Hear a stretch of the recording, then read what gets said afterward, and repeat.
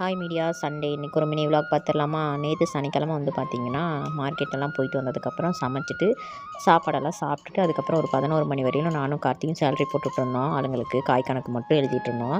அதுக்கப்புறம் சரி ஓகே 11 மணிக்கு மேலே டயர்டாக இருக்குது, நாளைக்கு வந்து மீதி சம்பளத்தை போட்டுக்கலாம் அப்படின்னு சொல்லிட்டு எப்பயுமே சனிக்கிழமையே சம்பளத்தெல்லாம் போட்டு முடிச்சிருவோம். இருந்தாலும் நேற்று வந்து மார்க்கெட்டெல்லாம் போயிட்டு வந்ததுனால டயர்டாக இருக்குது, என்னால் முடியல, நாளைக்கு வந்து நம்ம சம்பளத்தை போட்டுக்கலாம் அப்படின்னு சொல்லிட்டு நாங்கள் தூங்கிட்டோம். அதுக்கப்புறம் காலையில் 6 மணிக்கே எழுந்திரிச்சிட்டாங்க எப்பயும் போல்.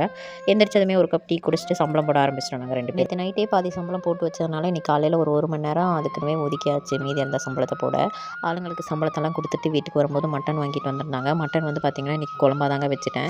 சாப்பிட்டு கொஞ்சம் நேரம் ரெஸ்ட் எடுக்கலான்னு பார்த்தேன். அப்புறம் நேற்று நைட்டு வந்து பார்த்திங்கன்னா ஒரு ஹவுஸ் ஓனர் அம்மா வந்து வீடு காலியாக இருக்குது அப்படின்னு சொல்லிட்டு போனாங்க. சரி அந்த வீட்டை போய் பார்த்துட்டு வரலாம் அப்படின்னு சொல்லிட்டு நான் கார்த்தி குழந்தைங்களும் கிளம்பிட்டோம். இப்போ இருக்க வீடே நல்லா தாங்க இருக்குது. இருந்தாலும் வந்து பார்த்திங்கன்னா இது கொஞ்சம் தனியாக இருக்கிற மாதிரி இருக்கும். அதுவும் இல்லாமல் வாடகை வந்து கொஞ்சம் கம்மி பண்ண மாட்டேன்னு சொல்லிட்டாங்க. அதனால தான் நாங்கள் வேறு வீடு பார்க்க ஆரம்பிச்சிட்டோம். இப்போ பார்த்துருக்கிற வீடு வந்து பார்த்திங்கன்னா ஒரு பெட்ரூமு, அப்புறம் ஒரு கிச்சன் ரூமு, ஒரு ஹாலும் கொடுத்துருக்காங்க. ஓகே தாங்க.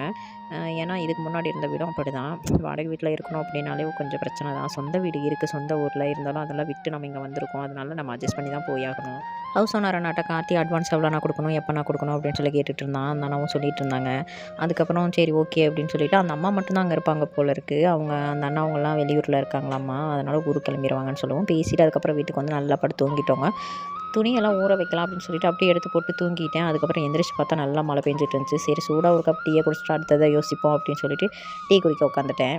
அப்புறம் புது வீட்டுக்கு அதை பற்றி நானும் கார்த்தியும் பேசிகிட்டு இருந்தோம். ஏன்னா அட்வான்ஸ் வேறு இந்த வீட்டில் இருக்குங்க, அதை வந்து இப்பயே சொல்லி வச்சாதாப்பா அவங்க ரெடி பண்ணி கொடுப்பாங்க அப்படின்னு சொல்லிட்டு கார்த்திட்டு சொல்லிட்டு இருந்தேன். அவன் சரி நான் ஆளுங்களுக்கு சம்பளம் போட போகிறப்போ நான் வந்து அவங்கள்ட்ட சொல்லிட்டு வந்துடுறேன் அப்படின்ட்டான். அப்புறம் கிளம்பி போகிறப்போ வந்து பார்த்திங்கன்னா தம்பிங்களுக்கும் ஸ்நாக்ஸும் எனக்கும் சாப்பிட்றதுக்கு ஸ்நாக்ஸும் வாங்கி கொடுத்துட்டு போ அப்படிங்கும் எல்லாமே வாங்கி கொடுத்துட்டு போயிட்டேன். எனக்கு குலாப் ஜாமுன் சுத்தமாக பிடிக்காது, இருந்தாலும் அவன் வாங்கிட்டு வந்துட்டான். என்ன பண்ணுறதுன்ட்டு நானும் அதை சாப்பிட்டேன். உங்களுக்கு குலாப் ஜாமுன் பிடிக்குமா இல்லையா அப்படிங்கிறத மறக்காமல் கமெண்ட்டில் சொல்லுங்கள்.